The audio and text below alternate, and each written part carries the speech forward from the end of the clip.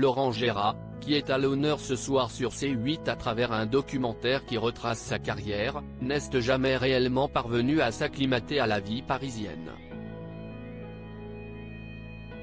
C'est pour cette raison qu'il a décidé de poser ses valises en pleine nature, dans une toute petite commune située en hauteur.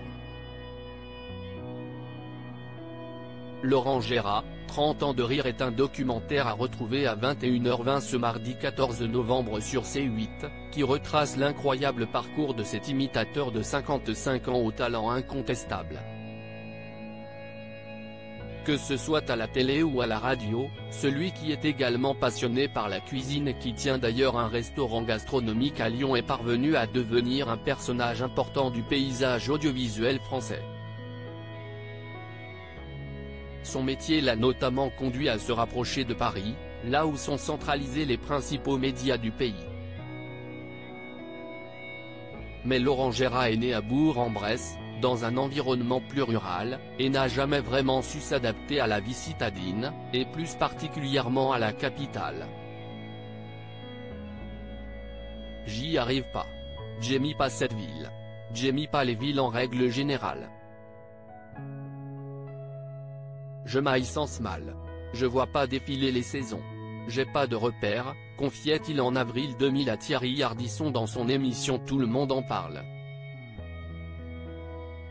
Grand adepte de la montagne vous dites, ma plus grande joie, c'est de cueillir des champignons et faire du ski, ajoutait l'animateur. Et en effet, Laurent Gérard adore la montagne. À tel point qu'après avoir appris à skier sur les pentes de Valseny, en Savoie, il a décidé de s'y installer. C'est à Lens-le-Bourg-Montcenis, plus précisément, qu'il a posé ses valises.